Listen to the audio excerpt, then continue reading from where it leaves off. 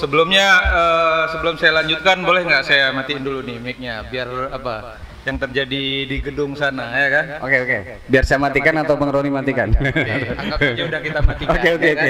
Supaya suara rakyat ini tidak didengar, terdengar, Iya. mungkin mic-nya dimatikan kan seperti itu. Oh gitu. Silakan. Tujuan kita merdeka adalah membangun jembatan emas untuk menuju kesejahteraan sama rata dan sama rasa. Sementara dalam undang-undang Cipta Kerja ini negara sudah berkhianat dengan rakyat. Oke, Bang Haidir, gimana Bang Haidir? Apakah pendapat Bang Haidir? Kursi kosong. Nanti dilaporin. Oke, kebetulan Bang Haidir izin beliau ada urusan lain, maka saya bilang kursi kosong.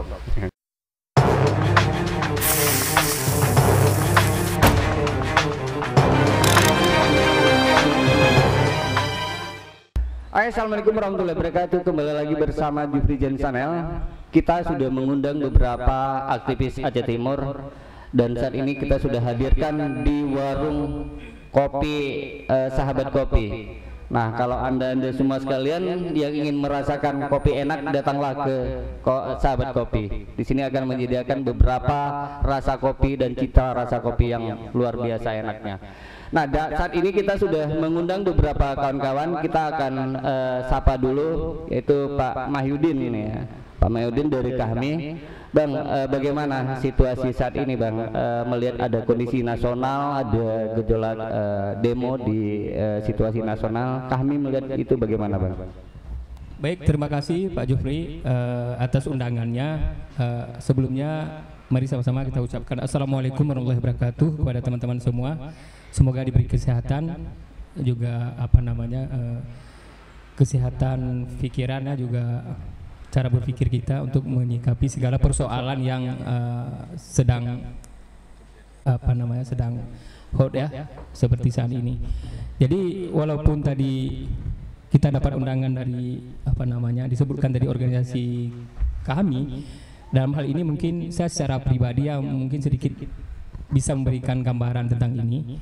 Karena kalau kita berbicara juga dalam kapasitas sebagai kami juga nanti ini kan tidak resmi ya, artinya kami juga di sini belum mengambil sikap ataupun kita belum membahas tentang ini. Tapi secara pribadi saya melihat apa yang menjadi topik hari ini yang sedang diperbincangkan ini suatu keresahan daripada buruh menyangkut dengan Omnibus Law ini, yang mana Omnibus Law ini dikenal dengan undang-undang sapu jagat. Artinya pemerintah dalam hal ini ada intikat baik juga. Kalau kita lihat ada beberapa poin-poin itu, diantaranya yaitu terkait dengan mempermudah investasi, merampingkan perizinan.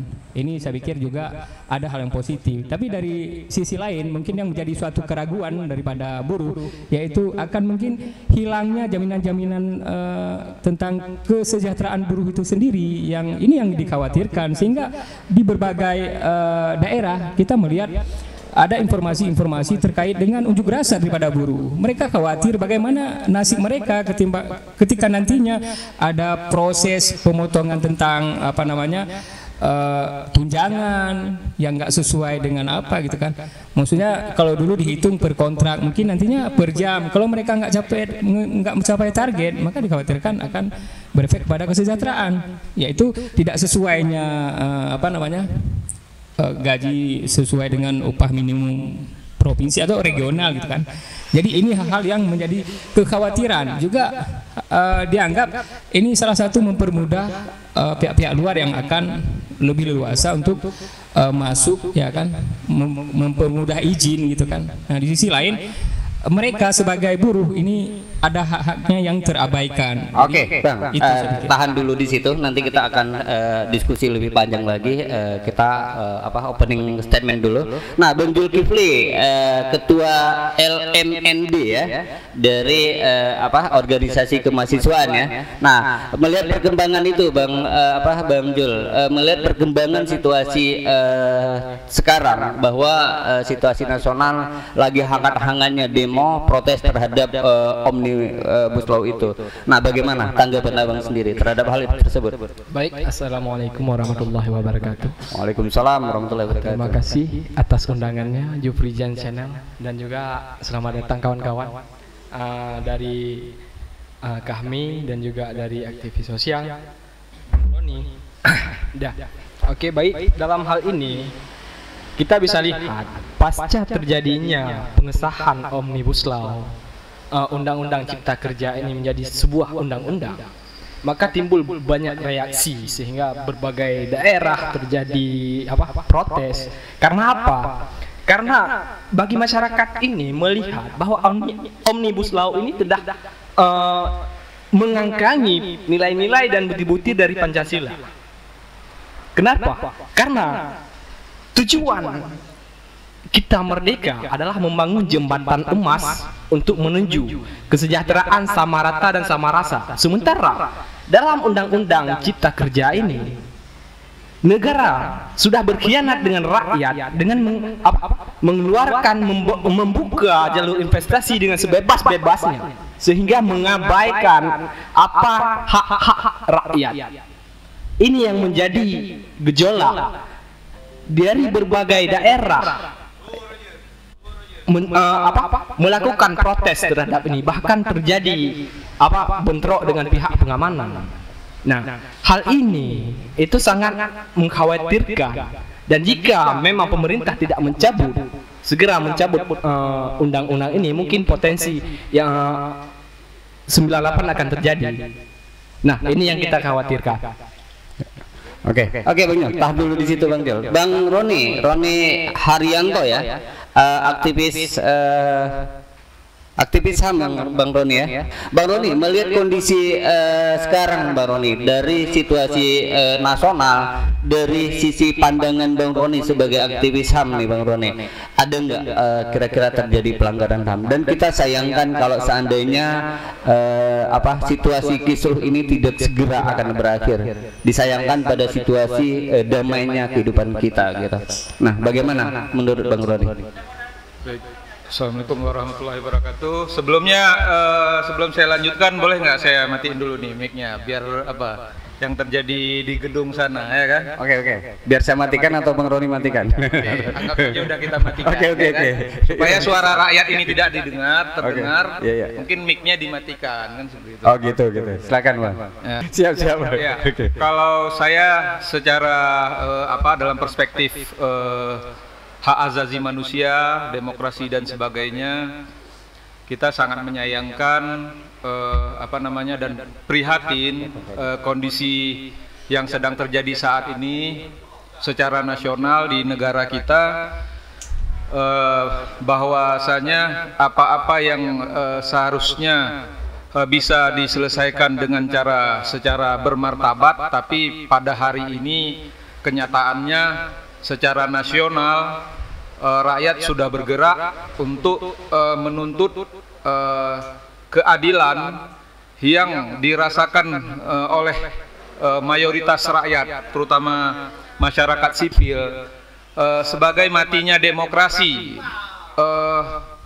Artinya baik matinya demokrasi secara sosial maupun secara ekonomi. Karena kita di sini Omnibus Law ini kan mungkin lebih fokus berbicara persoalan nasib buruh. Buruh ini kan jelas-jelas seperti mana kita ketahui, rakyat jelata yang terpaksa, yang tidak punya alat produksi, terpaksa bekerja di pabrik-pabrik dengan nasib ataupun dengan gaji pas-pasan. Dengan itu mereka harus bertahan hidup dengan gaji mereka seperti itu. Kemudian anak-anak mereka keterbatasan dalam berkembangan untuk kemajuan pendidikannya itu terbatas gitu. Jadi artinya singkat kata, meskipun pemerintah ataupun penguasa telah menyatakan bahwasanya salah satunya ini dibuat ataupun dibangun demi kebaikan rakyat, khususnya buruh itu sendiri. Jadi nasib buruh ini adalah bisa dikatakan juga berimplikasi dengan nasib rakyat, masyarakat luas. Karena apa yang didapat oleh buruh nanti kan dibelanjakan di lapangan ataupun di apa? Sehingga pasar. terjadi perputaran ekonomi. Terjadi Ya. perputaran Tahan dulu Bang di ekonomi. sini. Oke, tahan dulu Bang. Jadi Ini sebentar, open. Nah. sebentar Bang. Nih, jadi sedikit yang dihasilkan buruh, sedikitlah yang berputar di masyarakat. Banyak dihasilkan buruh, banyak di masyarakat. Jadi berkaitan dengan kondisional buruh Omnibus Law hari ini, walaupun secara di atas kertas dinyatakan ini demi kebaikan rakyat, sedangkan yang sebelum-sebelumnya juga DPR ataupun wakil rakyat kita dinaikkan tunjangannya sebagaimana sedemikian rupa segala macam demi peningkatan kapasitas mereka, buktinya jeblok juga kualitas mereka. Oke. Nah, begitu juga ini katanya untuk demi kebaikan masyarakat, ini takutnya cuma isapan jempol aja, begitu. Oke, Bang Haidir, gimana Bang Haidir?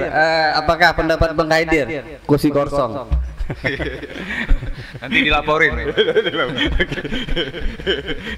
Oke, kebetulan Bang Haidir izin, beliau ada urusan lain, maka saya bilang kursi kosong. Nah, Bang, gimana misalnya tanggapan dari kami sendiri terhadap situasi ini, Bang? Apakah berharap bahwa kami juga mendukung terhadap undang-undang yang sudah sebenarnya udah sah nih undang-undangnya, udah disetujui, udah disahkan kan? Nah, pandangan menolak atau menerima undang-undang tersebut, Bang? Baik, kami ya melihat bagaimana sesuatu itu yang diperjuangkan oleh apa namanya legislatif di gedung DPR itu kan sesuatu yang harapan daripada masyarakat. Ketika masyarakat ini menilai sesuatu yang disahkan itu sangat merugikan mereka, maka ini juga menjadi pertimbangan. Apakah memang regulasi itu berpihak kepada masyarakat, berpihak kepada buruh, atau memang kepada pengusaha yang memberikan peluang sebesar-besarnya untuk memudahkan investasi? Karena tujuan daripada investasi juga untuk memberikan PAD gitu kan, bukan untuk memberikan kesejahteraan bagi para pengusaha-pengusaha itu. Yang namun tujuan investasi itu adalah untuk menambahnya PAD, adanya kesejahteraan yang ujung kepada masyarakat. Apalagi dalam hal ini regulasi-regulasi itu diproduk oleh DPR juga harus melihat aspirasi daripada masyarakat itu sendiri. Apakah memang buruh itu ada keuntungan di situ? Kalau memang ada, silakan. Kita sangat mendukung gitu. Tapi kalau memang itu mendukung ke yang lain gitu kan, inilah menjadi kritikan dan pantauan kita bersama. Kalau dari kami ya, mungkin saya walaupun tidak mewakili secara resmi lembaga ini, tapi sebagai bagian daripada organisasi, kami melihat semua regulasi itu haruslah berpihak kepada kaum lemah gitu kan. Untuk apa mereka memberikan rekomendasi, memberikan mandatnya kepada DPR kalau DPR itu enggak memperjuangkan apa yang menjadi kebutuhan masyarakat, apa yang menjadi kebutuhan buruh. Buruh di sini butuh kesejahteraan. Bagaimana regulasi itu menciptakan buruh? Buruh itu kesejahteraannya tentang bagaimana gajinya yang sesuai dengan UMP gitu kan. Terus kesejahteraan di bidang kesehatan juga dijamin enggak gitu kan oleh perusahaan. Begitu juga ketika mereka nggak lagi bekerja, apakah ada sesuatu misalkanlah pesangon itu yang bisa mensejahterakan mereka ketika nggak lagi bekerja. Nah, regulasi-regulasi ini harus diciptakan oleh DPR itu sendiri untuk memihak kepada masyarakat. Kalau memang keberadaan mereka nggak berpihak kepada masyarakat, untuk apa masyarakat ataupun buruh-buruh ini juga masyarakat ini memberikan rekomendasi kepada mereka? Mereka kan perpanjangan tangan gitu kan daripada rakyat gitu. Makanya ketika regulasi itu melihat dulu ini aspeknya kemana. Kalau memang ada diuntungkan, seperti tadi kita setuju juga apa yang direncanakan oleh pemerintah, katakanlah dalam hal ini Presiden Jokowi ya, untuk mempermudah regulasi. Artinya suatu perusahaan ingin berinvestasi, mereka tidak dibelenggu dengan berbagai macam perizinan yang sangat menyulitkan investasi untuk masuk dan untuk masuk ke daerah. Kalau memang itu ada perampingan mempermudah, itu mungkin sangat beruntung ya tubuhnya dunia investasi. Nah, ketika melihat kesejahteraan buruh, itu kan ada lagi undang-undang yang kita lihat. Nah, undang-undang ini berpihakkah kepada buruh yang mempermudah buruh dalam bekerja untuk mendapatkan kesejahteraannya? Apakah negara ini sudah menjamin? Nah, kalau iya, kita lego aja gitu kan, pasti sangat mendukung ini. Saya pikir itu gambarannya. Terima kasih. Oke, sebelum itu, bagaimana kalau melihat bahwa apakah undang-undang ini dijalankan akan menjadi lebih baik, ataupun undang-undang ini ditinjau sementara ataupun dihentikan sementara akan lebih baik? Mana yang lebih baik Bang sekarang menurut pendapat Abang? Kalau saya melihat ya, yang lebih baik itu yang baik menurut masyarakat itu sendiri. Kalau buruh melihat ini nggak baik, maka aspirasi buruh tampungkan. Oke, berarti sekian ribu orang yang sudah berdemo sekarang berarti melihat bahwa situasi undang-undang tersebut tidak baik ya, menurut Abang ya, karena melihat dari beberapa itu ya. Nah, Bang Jul, melihat situasi ini Bang Jul, dari LMD sendiri bagaimana menyikapinya terhadap ini? Apakah nanti ataupun ada persiapan apa nih untuk melakukan protes atau apa? Atau sebaliknya malah menerima dari LMD sendiri bahwa undang-undang ini akan berjalan lebih baik dan mensejahterakan gitu Bang? Nah, begini Pak Jufri, dalam hal ini kami dari LMND secara nasional ada menyiapkan hasil diskusi dan catatan kritikan terhadap undang-undang Cipta Kerja ini apabila memang undang-undang ini dijalankan. Kalau kita bahas masalah pengesahan mungkin sudah terjadi kemarin ya kan. Namun dalam hal ini apabila dijalankan.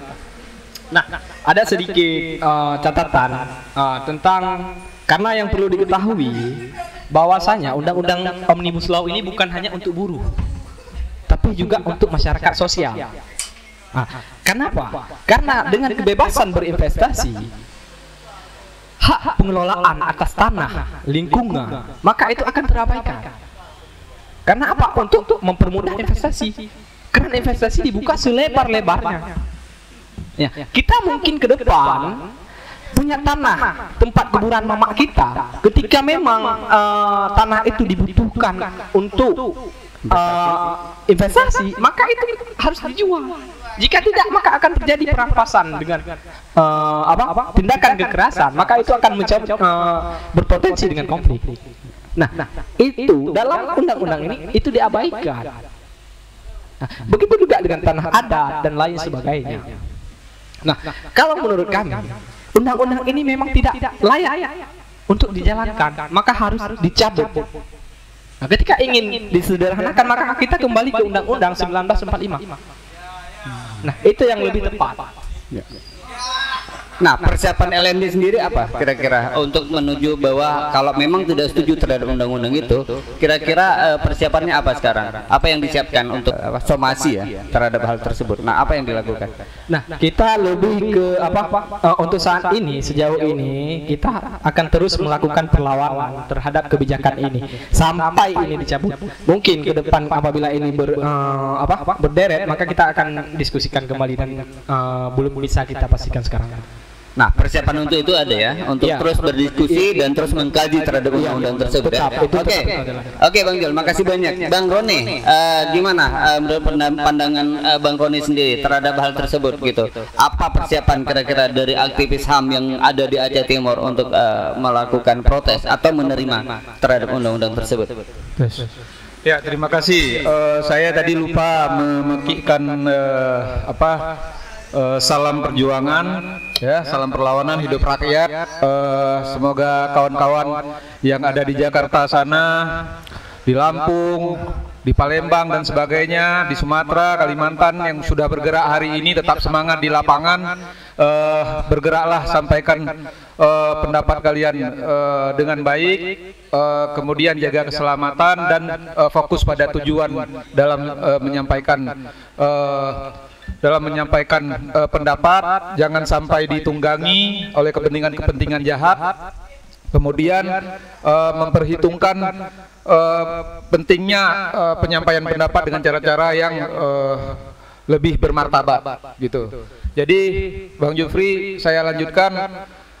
Tadi ada sempat Bang Jufri mempertanyakan apakah terjadi pelanggaran hak asasi manusia secara nasional ataupun di daerah-daerah yang sekarang ini sebagaimana sedang berlangsung ya di berbagai daerah, semua kawan-kawan mahasiswa, kawan-kawan buruh dan mungkin dari elemen-elemen sipil yang lain bergerak gitu kan. Seperti kita lihat di video yang beredar di Facebook, di medsos dan sebagainya, di TV segala macam, sudah jelaslah bahwasanya ketika negara dalam perspektif HAM, ketika negara melakukan kekerasan terhadap warga sipil ataupun kekerasan ataupun tindakan-tindakan represif terhadap warga sipil yang sedang menyampaikan pendapatnya yang dijamin undang-undang, nyata-nyata ini dapat dikategorikan sebagai pelanggaran HAM, ya, pelanggaran hak asasi manusia. Tapi dilemanya di mana, ya kan? Ini maaf seperti kita bilang, mungkin di antara kita ada bapak dari kepolisian ya. Sekalian mungkin nanti bisa menjadi bahan diskusi bagi kita. Cuma mereka beliau-beliau ini di berbagai daerah, juga di Jakarta secara nasional, mereka ini kan bawahan yang diperintah untuk mengamankan aksi itu, kan seperti itu, melakukan pengamanan. Cuma realitas di lapangan kawan-kawan yang aksi kan kadang-kadang tersulut emosi, apa segala macam dalam menyampaikan pendapat.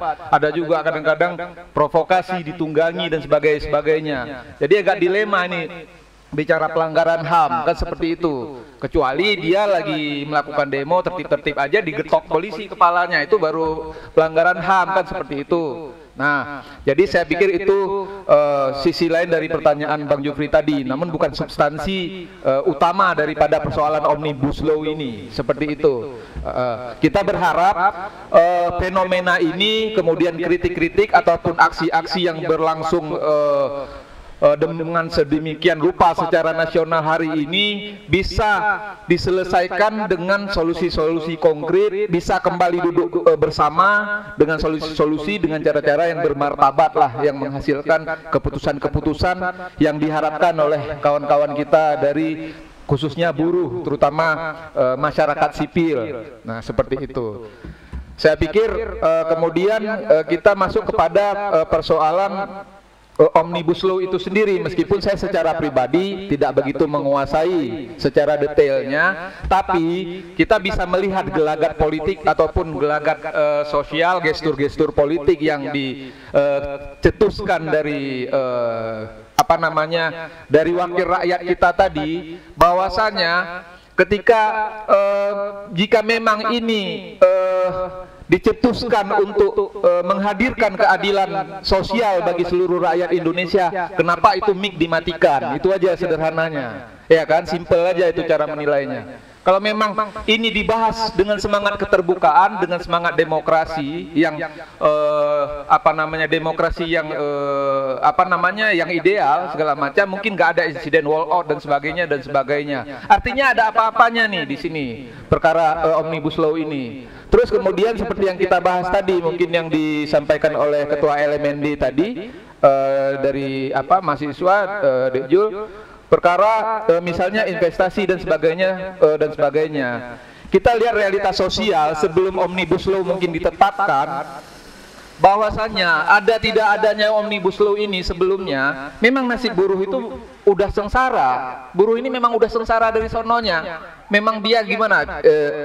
Dia bekerja di sana seperti saya bilang tadi dalam kondisi yang pas-pasan. Oke lah, ketika dia terjadi penzaliman terhadap dia di dalam perusahaan, ada yang bela dia, ada aktivis ataupun kelompok-kelompok LBH dan sebagainya yang mengadvokasi dia. Kalau enggak, kadang-kadang kan kita tahu sendiri, kadang-kadang dalam perusahaan ini buruh-buruh ini tertekan dan sebagainya terzalimi segala macam, nggak ada yang dengar suaranya. Satu. Yang kedua, perkara saya lihat selintingan di dalam pembahasan Omnibus Law itu dikatakan bahwasanya ini demi kepentingan bisa terakomodirnya orang-orang bisa bekerja seluas-luasnya. Nah, seperti itu, seluas-luasnya. Ini kan kita pakai logika yang realistis dan sederhana aja. Yang namanya pengusaha kan pastinya mau untung besar. Oke, misalnya ada kebijakan seperti ini supaya pengusaha mungkin meraup karyawan ataupun merekrut karyawan lebih banyak lagi. Mungkin tafsirannya seperti itu kalau saya tidak salah ini, gitu kan. Tapi logikanya apa benar seperti itu nantinya? Kan pengusaha pasti menekan buruh. Menekan buruh misalnya seperti apa? Buruhnya tetap, kerjaannya ditambah, lembur sebagainya. Ya kan? Bukan dia tambah jumlah buruh supaya kerja-kerja itu jadi ringan. Dengan kebijakan seperti ini, apalagi dikatakan bahwasannya pembelaan-pembelaan terhadap buruh menjadi lebih longgar lagi dengan peraturan ini. Kan gitu deh, kan? Oke. Nah gitu. Jadi kalau dibilang ini demi tercapainya ataupun demi direkrutnya karyawan sebanyak-banyaknya, mungkin gaji buruh nggak begitu tinggi, dibikin nggak begitu tinggi standar, tapi demi apa tujuannya? Supaya bisa mempekerjakan orang lain. Saya kurang yakin di sini. Kenapa? Itu tadi konsep pengusaha dia pasti ingin untung besar. Buruhnya ditekan tetap segitu jumlahnya, pekerjaan ditambah. Oke. Tadi udah dibahas itu. Nah, Bang Roni, apa kira-kira pesan buat teman-teman yang lagi bergerak di nasional? Saya menyampaikan pesan, walaupun realitasnya di lapangan memang dinamis ya.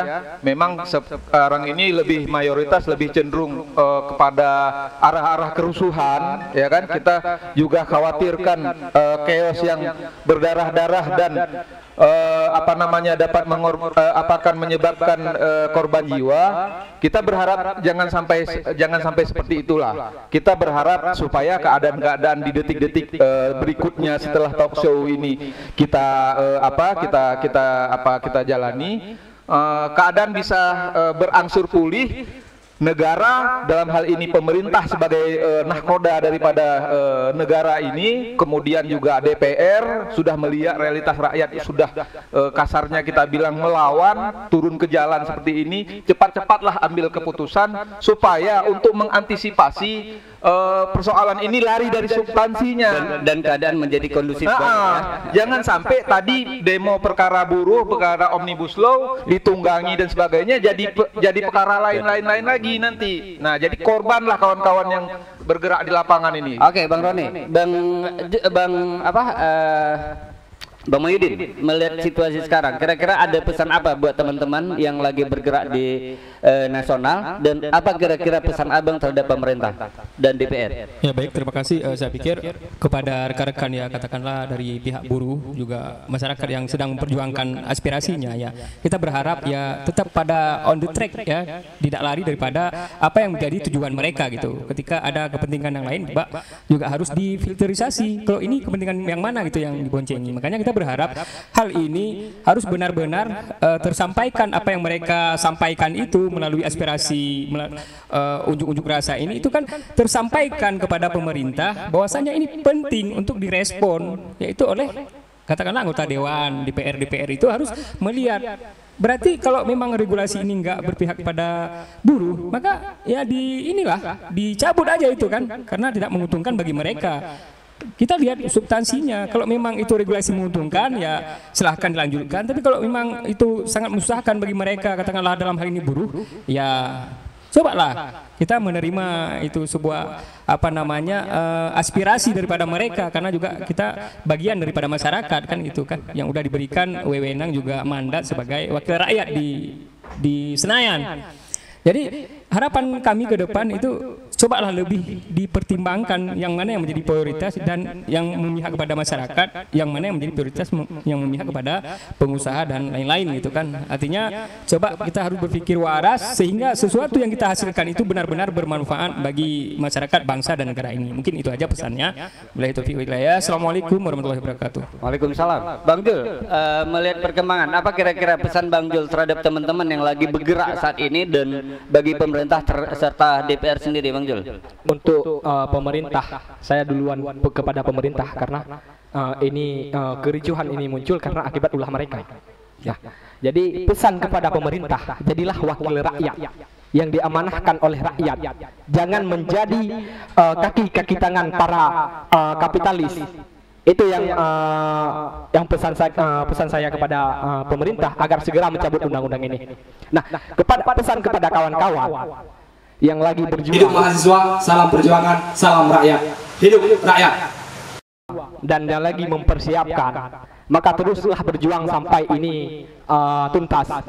Meski bumi merah, jangan patah sampai oligarki menyerah. Itu pesan saya. Nah, sedikit lagi, Bung Jufri, saya ingin menyampaikan bahwa Undang-undang Cipta Kerja ini mengancam Undang-Undang Nomor 11 Tahun 2006 tentang pemerintahan Aceh.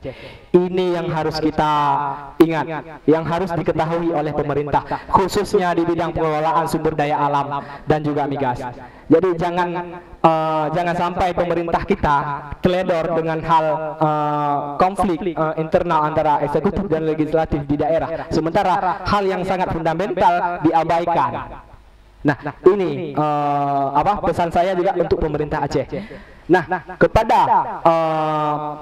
rakyat dan buruh, ini bukan cuma soal buruh, tapi ini soal rakyat dan jaminan kesejahteraan rakyat Indonesia dan juga untuk anak cucu kita. Maka selama ini tidak dicabut, teruslah perjuangan kawan-kawan dan kita tetap akan bergerak. Cepatlah sadar kalau yang masih malas untuk mendiskusikan hal ini. Coba Pak lebih pelajari dan juga bangkit.